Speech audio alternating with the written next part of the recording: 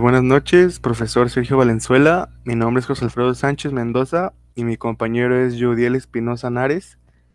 El día de hoy le presentaremos el tema de aparato respiratorio correspondiente a la materia de embriología.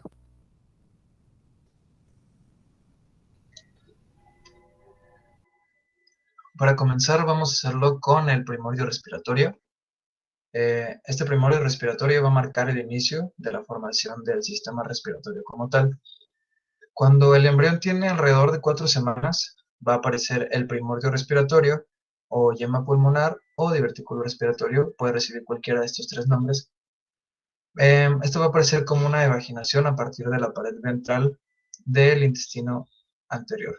En la imagen de la derecha vamos a tener el intestino coloreado de color amarillo. En la parte la parte más de abajo va a ser el intestino posterior, la parte medial va a ser el intestino medio y la parte que está más arriba va a ser el intestino anterior. Nuestra parte ventral sería la que está más hacia la izquierda si lo vemos de frente, y la parte dorsal sería la parte más a la derecha si de igual manera lo vemos de frente. Y el divertículo respiratorio va a estar coloreado de color azul, como en forma de yema, que va a partir del intestino.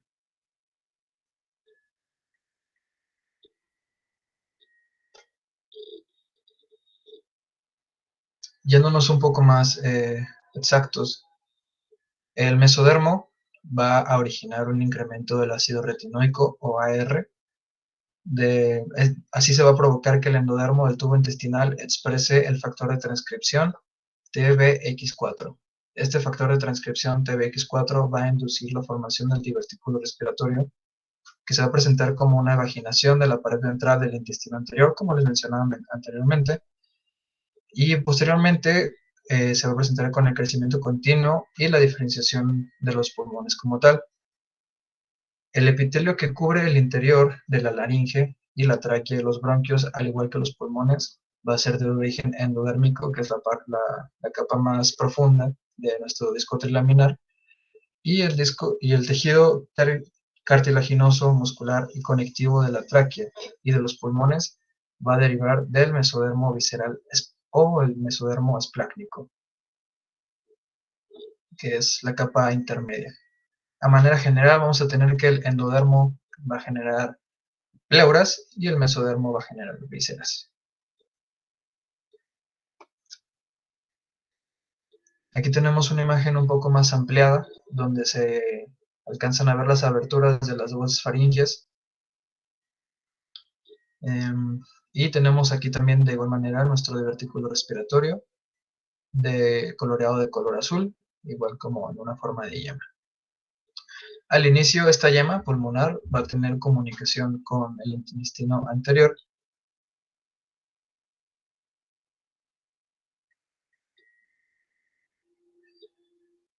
Sin embargo, cuando este divertículo o yema se va exponiendo en dirección caudal, es decir, hacia abajo, van a ir apareciendo estas crestas traqueoesofágicas que están siendo señaladas por el puntero, las cuales lo van a separar del intestino anterior. Cuando se fusionan van a formar el tabique traqueoesofágico. El intestino anterior se va a dividir en una porción dorsal o el esófago y una porción ventral o la tráquea. En la imagen que tenemos está siendo señalada por el puntero, vemos que al principio está conectada directamente y poco a poco va cerrándose para terminar esa conexión que tenía el divertículo respiratorio con el esófago, generando pues ya dos porciones distintas: la tráquea, que va a estar en una forma de Y inversa de color azul, y el esófago, que es un tubo que se encuentra en la parte trasera de color amarillo. En la imagen de la derecha tenemos una imagen un poco más clara de los arcos faringios. Y aquí es importante recalcar que el primordio respiratorio mantiene comunicación por medio de la faringe, con la faringe por medio del orificio laringio. El orificio laringio es esta pequeña abertura que se encuentra en el centro, que está siendo señalada por el puntero, que se encuentra entre el arco faríngeo número 6 y el arco faríngeo número 4.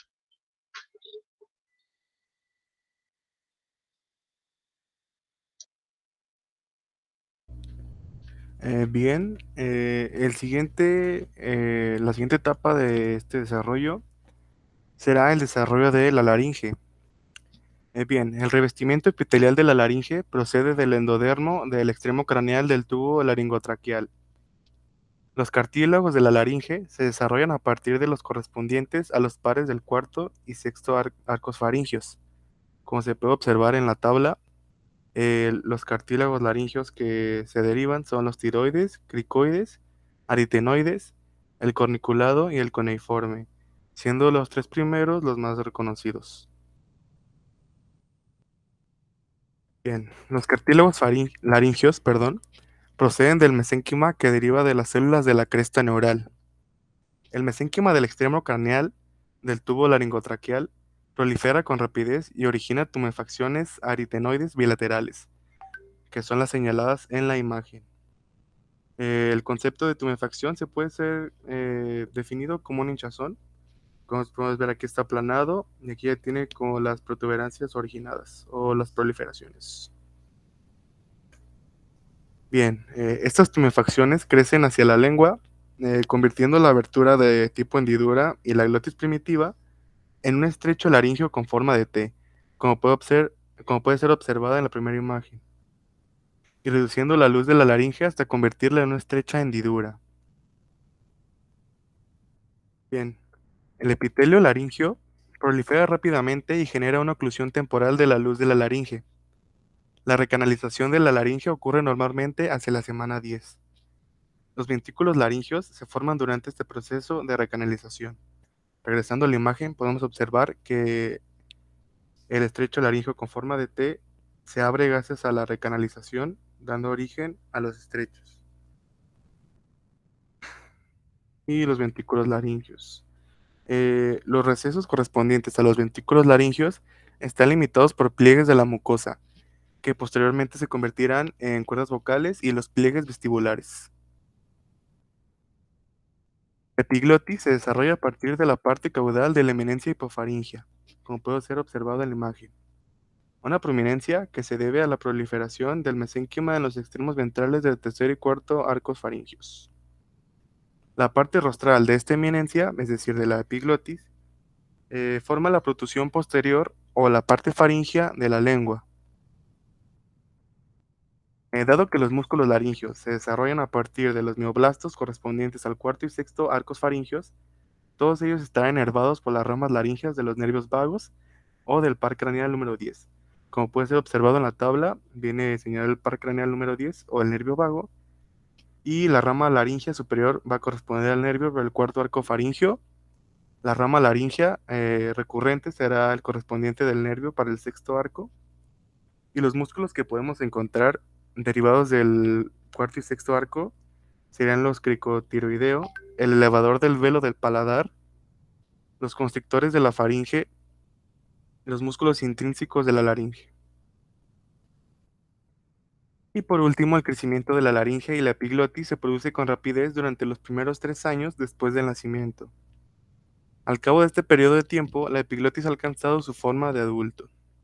Como se puede observar en la imagen, tenemos la evolución a los 6 meses, a los 2 años, a los 7 años, a los 13.5 años y la versión adulto. Tomando como referencia la imagen de la derecha, podemos señalar que la epiglotis es esta parte, que está siendo señalada con el cursor, y la laringe va a ser toda esta zona de aquí.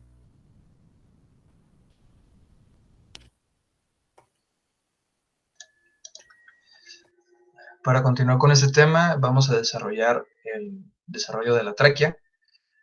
Durante su separación del intestino primitivo anterior, el divertículo laringotraqueal va a formar la tráquea y 12 vaginaciones laterales, que son las yemas branquiales primarias. El revestimiento del tubo laringotraqueal distal a la laringe se diferencia en la formación del epitelio y las glándulas de la tráquea y en la formación del epitelio pulmonar. El cartílago, el tejido conjuntivo y los músculos de la tráquea proceden del mesénquima esplácnico, es decir, la placa lateral del mesodermo.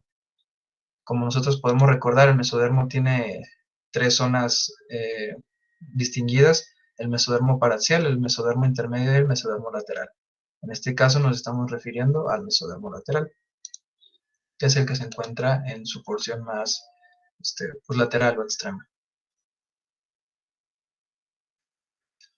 Aquí vamos a observar el desarrollo de la tráquea. Como nosotros recordamos, el divertículo respiratorio va a comenzar a desarrollarse a partir de la semana número 4. Entonces nuestra tráquea vamos a comenzarla también desde esta semana, desde la semana número 4. En color rosa de la imagen vamos a tener el mesodermo esplácnico y el endodermo en color amarillo. Únicamente vamos a tener estas dos señalizaciones. Posteriormente, hasta la semana 10, vamos a tener un desarrollo significativo en la tráquea. Vamos a tener ya una capa amarilla que va a estar señalada en color amarillo, que es el epitelio. Una capa un poco rosada, pero desvanecida, que va a ser el cartílago que se va a encontrar en un desarrollo. En un color un poco más fuerte, pero de igual manera desvanecido y más externo, vamos a tener el tejido conjuntivo embrionario, que procede de la mesénquima, es decir, que es un tipo de tejido conjuntivo especializado. Y en el centro de color blanco vamos a tener la luz de la tráquea. Posteriormente, a la 12ª semana, vamos a tener otras estructuras que se habrán desarrollado en estas 2 semanas. La formación del músculo liso, que se encuentra en la parte superior, de un color un tanto púrpura. Vamos a tener el tejido conjuntivo, que ya está de un color prácticamente blanco. El cartílago, que se va a encontrar en esta imagen dividido en 3 lugares, en un color rosa fuerte, en forma como de lagunas, y las glándulas de la tráquea.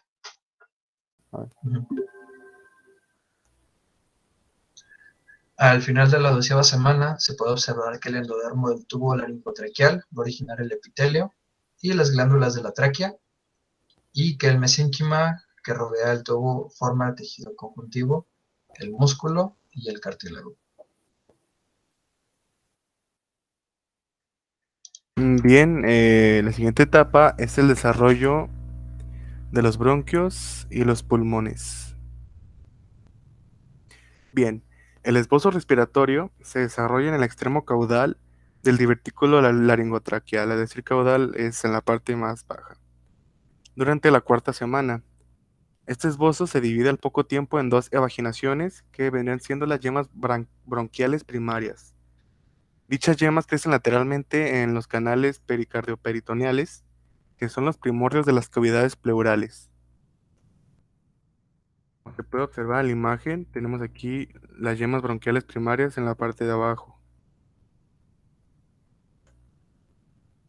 Y también podemos observar el canal pericardioperitoneal en esta zona. Bien, al poco tiempo de que se desarrollan las yemas bronquiales secundarias y terciarias, junto con el mesénquima esplácnico que la rodea, las yemas bronquiales se diferencian hacia la formación de los bronquios y sus ramificaciones en los pulmones. Al comienzo de la 5ª semana, aumenta de tamaño la conexión de cada yema bronquial con la tráquea, de manera que se forman los primordios de los bronquios principales. Bien, aquí podemos observar la cavidad pleural, la pleura parietal y la pleura visceral. Y como podemos observar, tenemos los bronquios y las yemas bronquiales en esta zona. Y el primordio de las yemas bronquiales secundarias, el bronquio principal izquierdo, el bronquio principal derecho. Y los lóbulos los veremos más adelante. Bien, el bronquio principal derecho embrionario es ligeramente más largo que el izquierdo y tiene una orientación más vertical. Esta diferencia se mantiene en el adulto y en consecuencia es más probable que un cuerpo extraño se localice en el bronquio principal derecho que en el izquierdo. Como podemos observar, el derecho cumple las características que se mencionaron con anterioridad, eso permite que se diferencie del bronquio principal izquierdo. Bien, mientras que el bronquio inferior se subdivide en dos bronquios, uno correspondiente al lóbulo medio del pulmón derecho y otro correspondiente al lóbulo inferior, en el lado izquierdo los dos bronquios secundarios llevan a cabo la aireación de los lóbulos superior e inferior del pulmón izquierdo. Los bronquios principales se subdividen en los bronquios secundarios con formación de las ramas lobares, segmentarias e intrasegmentarias. En el lado derecho, el bronquio lobar superior da lugar a la aireación del lóbulo superior del pulmón. Como se puede observar en la imagen, a los 56 días se pueden observar ya los lóbulos. El A sería el superior derecho, el B el lóbulo medio derecho, el C el lóbulo inferior derecho, el D el lóbulo superior izquierdo y el E el lóbulo inferior izquierdo. Como podemos observar, también se encuentra el mesénquima representado en color rosita y los dos broncos principales que ya fueron mencionados con anterioridad. Los bronquios segmentarios, que son 10 en el pulmón derecho y 8 o 9 en el pulmón izquierdo, comienzan a formarse hasta la séptima semana. A medida que tiene lugar este proceso, el mesénquima adyacente también se divide. Los bronquios segmentarios, junto con la masa de mesénquima adyacente, forman los primordios de los segmentos broncopulmonares. Hasta la semana 24 existen aproximadamente 17 niveles de ramificación y para este punto se han desarrollado los bronquiolos respiratorios. Bien, como se puede observar en la imagen, tenemos aquí ya los bronquiolos. En esta parte los bronquiolos respiratorios y los estadios caniculares se explicarán más adelante con la maduración. Después del nacimiento, todavía se generan 7 niveles adicionales de ramificación, añadidos a los que ya habían antes. A medida que se desarrollan los bronquios, también lo hacen las placas cartilaginosas a partir del mesénquima esplácnico adyacente. El músculo y el tejido conjuntivo bronquiales, así como el tejido conjuntivo y los capilares pulmonares, también proceden de este mesénquima, es decir, el esplácnico adyacente.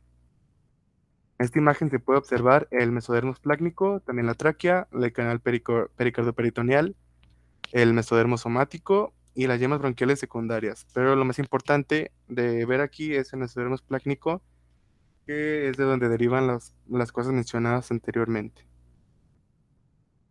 A medida que se desarrollan los pulmones, adquieren una capa de pleura visceral, a partir del mesénquima esplácnico que ya fue señalado con anterioridad. A través de un proceso de expansión, los pulmones y las cavidades pleurales crecen caudalmente, es decir, hacia abajo, hacia el mesénquima de la pared corporal, y al poco tiempo alcanzarán la proximidad del corazón. La pared corporal torácica queda revestida por una capa de pleura parietal, derivada del mesodermo somático. El espacio que queda entre la pleura parietal y la pleura visceral se denomina como cavidad pleural. Esta la encontramos a continuación en esta parte señalada.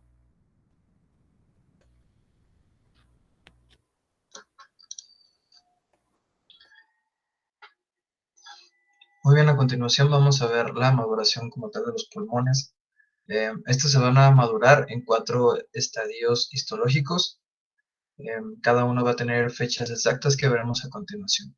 El primero es el estadio pseudoglandular, el segundo es el estadio canalicular, el tercero es el estadio de los sacos terminales y el último es el estadio alveolar. Cabe mencionar que la maduración o desarrollo de todo organismo es cefalocaudal. Esta información nos va a servir a continuación para entender un poco de esos estadios. El primer estadio, como les mencionaba, es el pseudoglandular. Este va a ir desde la quinta semana hasta la 16ª semana. Este recibe su nombre ya que desde el punto de vista histológico, los pulmones en desarrollo tienen cierta similitud con las glándulas exógenas. Hacia la semana 16 ya se han formado todos los elementos importantes de los pulmones, excepto los implicados en el intercambio de gases, que son las paredes alveolares. Como la respiración en este estadio no es posible, pues obviamente los fetos que nacen durante este periodo, al no poder respirar, no van a tener la posibilidad de sobrevivir. Aquí tenemos a la derecha una imagen que nos señala este estadio pseudoglandular. Este segundo estadio es el canalicular. va a partir desde la semana número 16 hasta la 26. Este se caracteriza porque se entrelaza con el estadio anterior, el pseudoglandular, gracias al desarrollo cefalocaudal de los pulmones. Como se les mencionaba, prácticamente todos los organismos se desarrollan o maduran en dirección caudal, y por los pulmones no es una de esas excepciones. Gracias a este crecimiento o a este desarrollo, se puede decir que estos dos estadios se entrelazan. Las luces de los pulmones, de los bronquios y los bronquiolos terminales aumentan de calibre, es decir, que se hacen discretamente más grandes, y el tejido pulmonar adquiere una vascularización muy importante que veremos a continuación en una imagen muy clara. Aproximadamente en la semana número 24, cada bronquiolo terminal da origen a 2 o más bronquiolos respiratorios, cada uno de los cuales se va a dividir en 3 o 6 conductos, los conductos alveolares primitivos.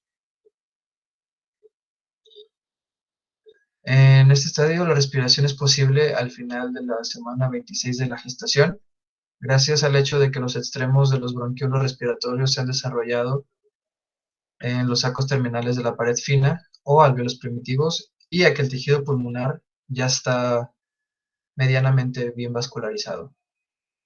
A pesar de que los fetos nacidos al final de este periodo pueden sobrevivir si reciben cuidados muy especializados e intensivos, la relativa inmadurez de su sistema respiratorio y de otros sistemas orgánicos del feto, pues probablemente inevitablemente les vaya a causar la muerte.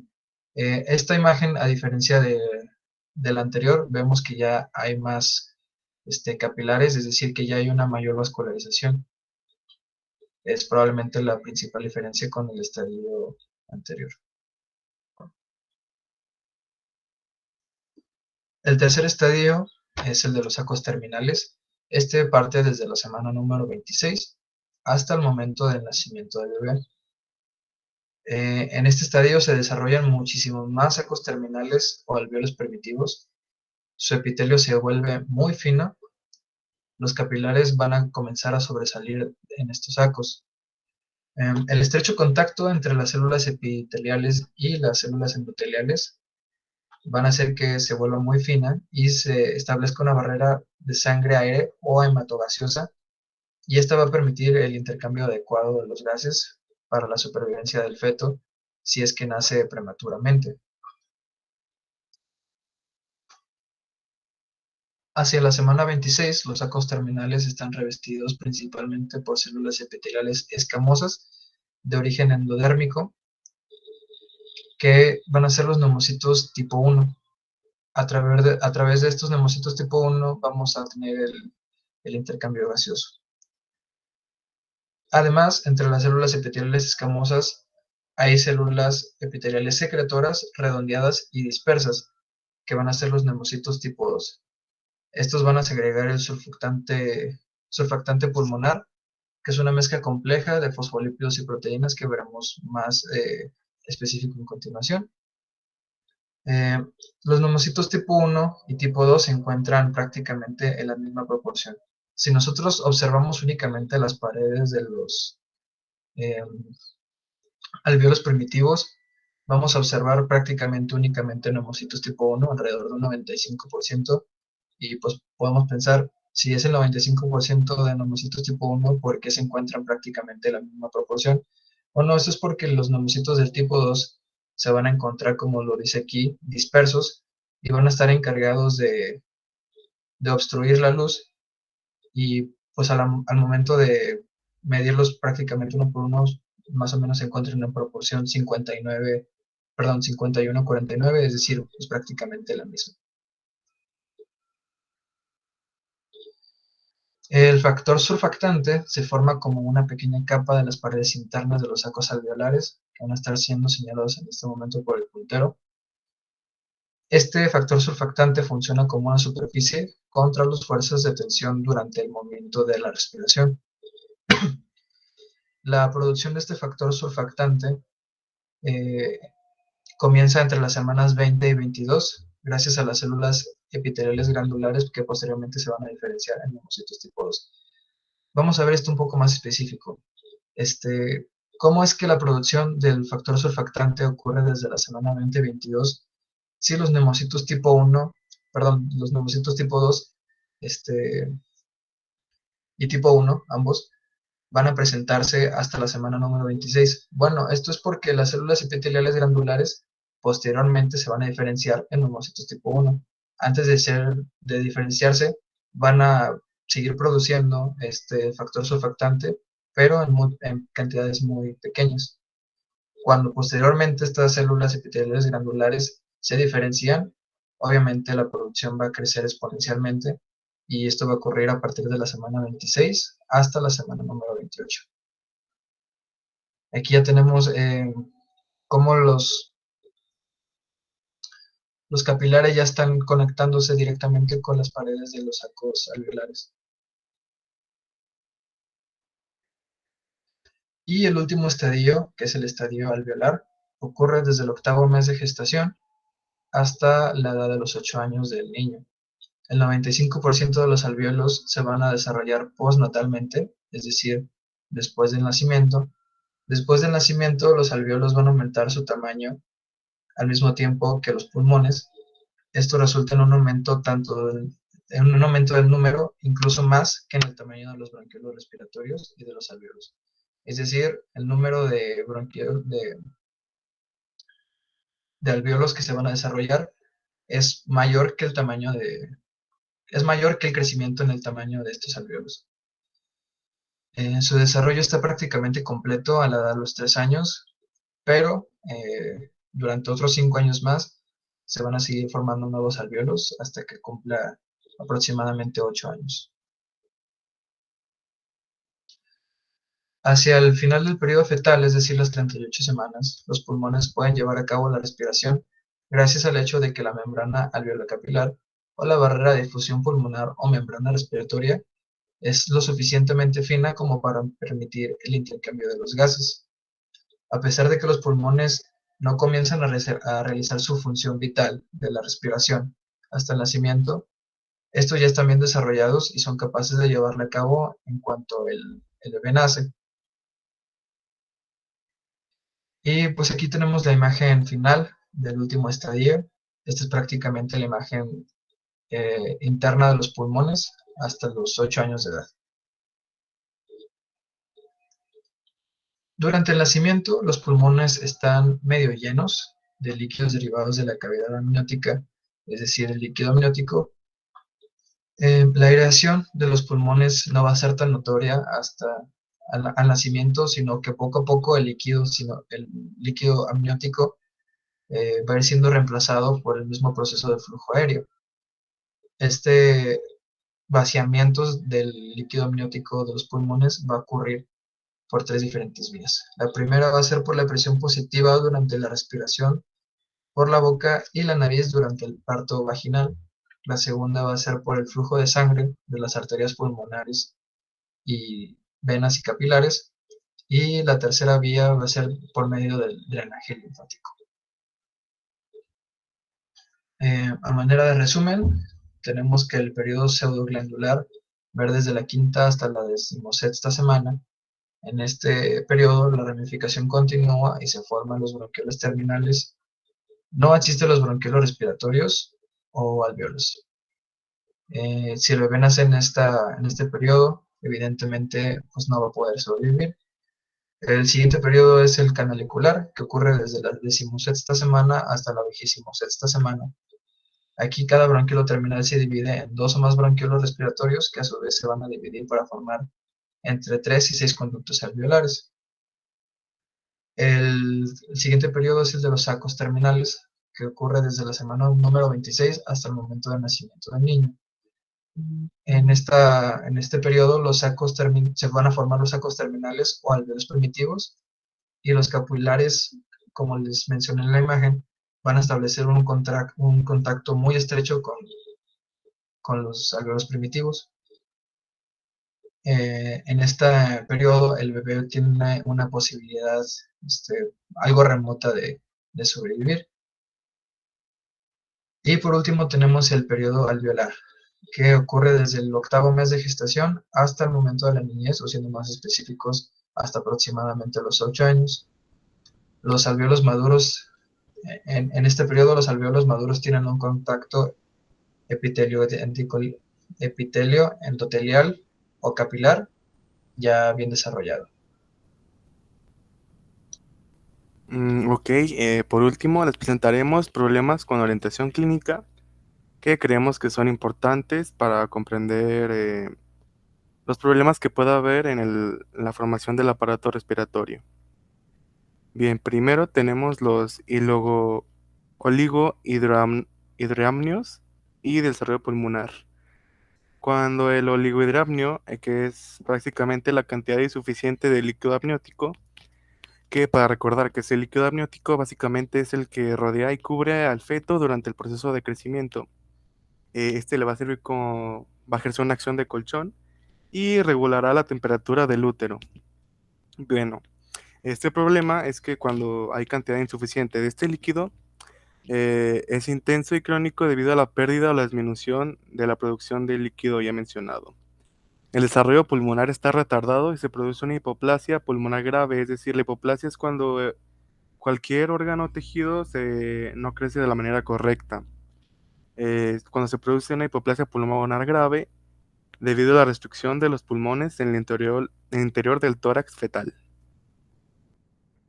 Tenemos una imagen ilustrativa referente al problema mencionado. Bien, los siguientes se pueden presentar en los pulmones del recién nacido, que básicamente los pulmones sanos y extraídos recientemente siempre contienen algo de aire. En consecuencia, el tejido pulmonar de estos, al ser puestos en agua, flotarán. Sin embargo, los pulmones alterados por un proceso patológico o una enfermedad están rellenos parcialmente de líquido y es por esta razón que no pueden flotar. Esto tiene una importancia médico-legal, ya que el hecho de que los pulmones de un lactante nacido muerto sean duros va a hacer que se hundan si se les introduce un agua debido a que no contiene aire sino líquido. Que tenemos una imagen ilustrativa de los pulmones de un recién nacido, con sus partes. Bien, el siguiente problema es el síndrome de dificultad respiratoria. El síndrome de dificultad respiratoria o SDR afecta aproximadamente al 2% de los recién nacidos vivos. Los prematuros muestran una susceptibilidad mayor a este problema, debido a que al ser menores no tuvieron el tiempo adecuado para la formación del sistema respiratorio. Esto puede conllevar ciertos problemas. Estos lactantes, es decir, o estos bebés, desarrollan una respiración rápida y forzada poco tiempo después de su nacimiento. El SDR también se le puede denominar como la enfermedad de la membrana hialina o EMH, y se ha estimado que el 30% de todos los problemas neonatales se deben al síndrome de dificultad respiratoria y a sus complicaciones. La deficiencia de surfactante es una causa importante del síndrome de dificultad respiratoria o EMH. Como podemos observar en la imagen, si se da alguno de estos problemas, lo más seguro es que el bebé sea sometido a un tratamiento con varios aparatos de respiración para ayudarlo a completar este proceso. Y por último, tenemos la hipoplasia pulmonar. En los lactantes con hernia diafragmática congénita, que veremos más adelante en una imagen, el pulmón no se desarrolla normalmente debido a que queda comprimido por los órganos abdominales localizados en sitios anómalos, es decir, en sitios en los que no deberían estar. La hipoplasia o desarrollo insuficiente, que ya se había mencionado con anterioridad el concepto, pulmonar se caracteriza por una disminución importante del volumen de los pulmones y por la hipertrofia del músculo liso. Es una hipertrofia es cuando se comprime, de las arterias pulmonares. La hipertensión pulmonar da lugar a la disminución del flujo sanguíneo a través del sistema vascular pulmonar a medida que el flujo de sangre muestra una derivación permanente a través del conducto arterioso. Muchos lactantes con esta hernia diafragmática congénita pueden fallecer debido a la insuficiencia pulmonar a pesar de una asistencia postnatal óptima, es decir, cuando son sometidos a los procesos a varios aparatos de respiración, debido a que sus pulmones son demasiado hipoplásicos o pequeños o mal desarrollados para que pueda producirse el intercambio de gases adecuado. Además de que la resistencia al flujo sanguíneo pulmonar es excesiva y ello impide también la vida extrauterina. Como se puede observar en la imagen, en el caso normal tenemos el diafragma y los órganos. Como se puede observar en la imagen con la hernia diafragmática congénita, se ve afectado en esta parte, es muy obvio la verdad, y se puede observar que los órganos comprimen esta zona, que ahí es donde surge el problema de la hipoplasia. Bueno, por nuestra parte es todo. Mi nombre es José Alfredo Sánchez Mendoza. Mi nombre es Yudiel Espinosa Nares y pues muchas gracias por ver esta presentación. Espero haya sido de su agrado y haya quedado lo más claro posible. Muchas gracias.